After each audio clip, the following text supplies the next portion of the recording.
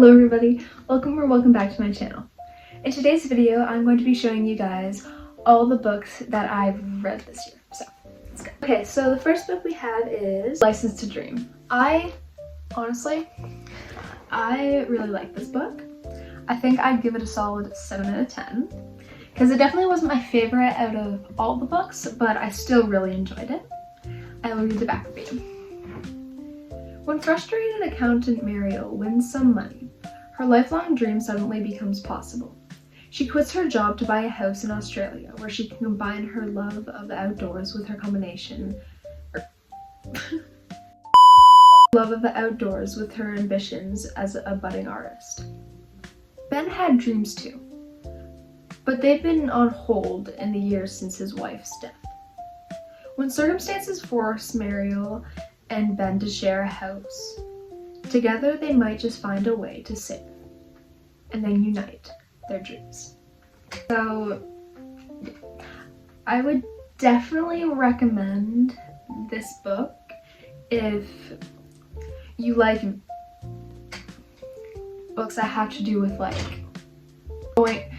going against what people are saying, in the sense of like jobs you can do, because in this, I believe it was her mother.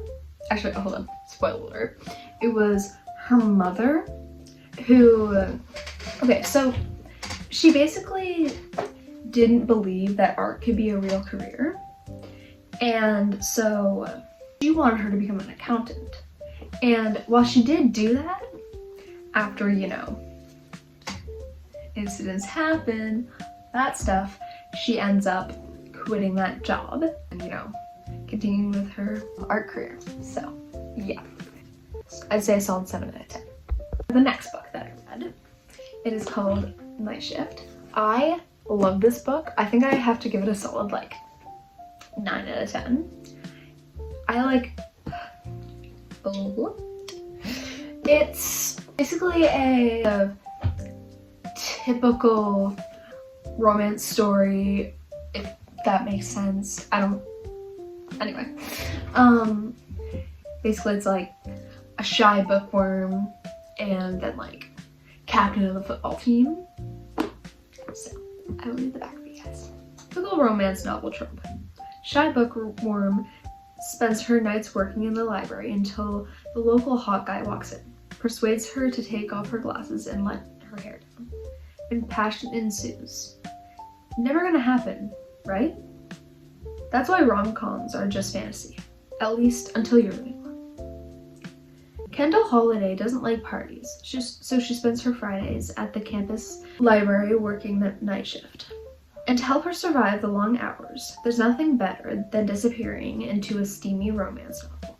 After all, usually not much happens, until Vincent Knight walks in. Vincent, the school's star basketball captain. Okay, basketball, not football. Is desperate for help in finding a poetry book. But when his meet cute with Kendall turns into a steamy makeout session, neither are quite prepared for what comes next. Opposites might attract in rom-coms, but it takes a lot more truth than tropes to make it work in real life. So yeah, I love this book so much. It's definitely one of my favorite books I've read. I also I love the cover. So yeah, for number 3, okay, I don't really know if I should be putting this one in here because it's I haven't finished the book. I'm not actually halfway through, but first book I read, so I'm just gonna include it anyway, even though I don't think it really counts. Okay, so King of Wrath. So far, I am really liking this book. It's okay, so basically there's this arranged marriage happening, and at first they don't really like each other. The guy's really cold towards her, and then some stuff happens, and they, as far as I am in the book, they start to get a little bit closer and stuff like that. So I will read you the back. Billionaire CEO Dante Russo thrives on control, both personally and professionally. He never planned to marry until the threat of blackmail forces him into an engagement with a woman he barely knows. Vivian Lowe, jewelry heiress and daughter of his newest enemy. The wife he never wanted, and the weakness he never saw coming. It doesn't matter how beautiful or charming she is. Dante will do everything in his power to destroy the blackmail in their birth. There is only one problem. Now that he has her, he can't bring himself to let her go. Elegant, ambitious, well-mannered.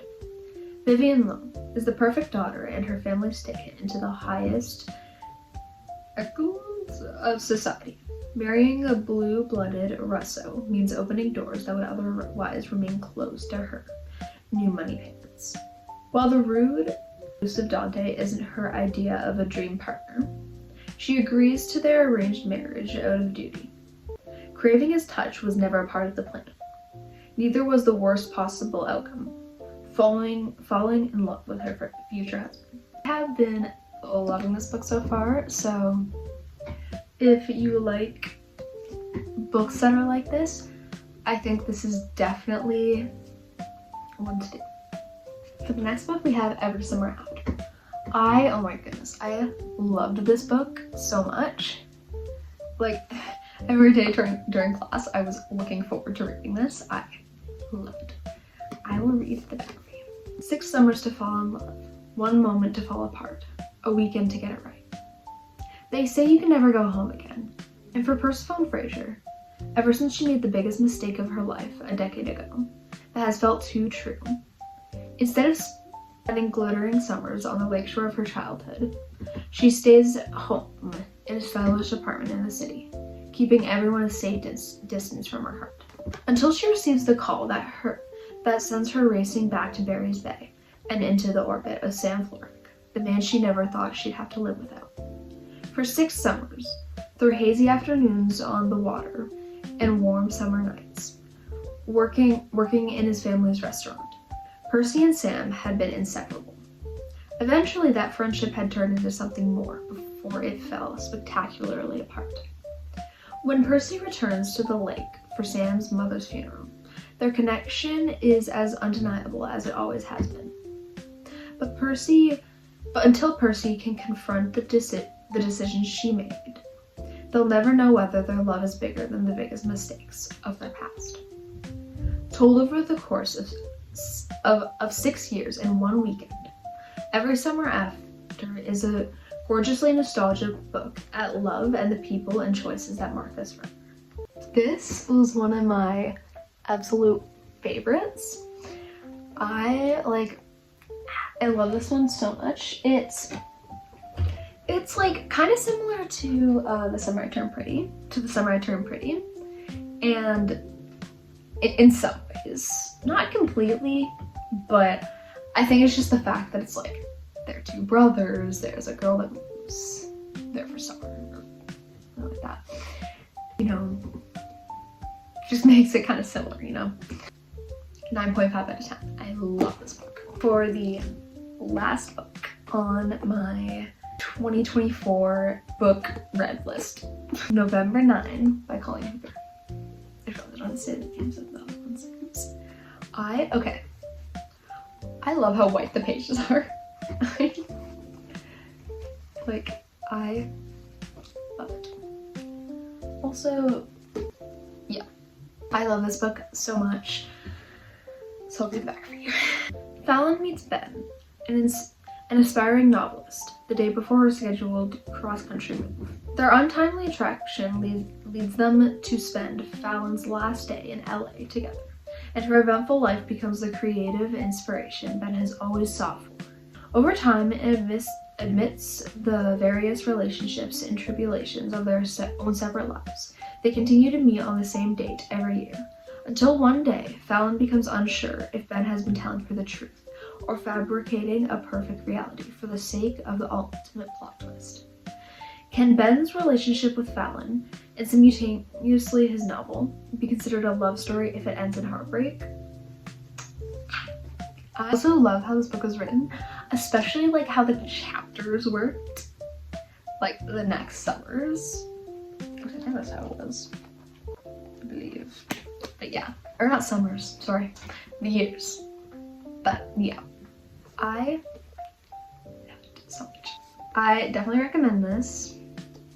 So yeah. Alright guys, that is going to be the end of today's video. If you enjoyed, make sure to like, subscribe, and hit that notification button so you never miss another one of my uploads. And if you want to see some more book related videos, then just comment down below. Bye!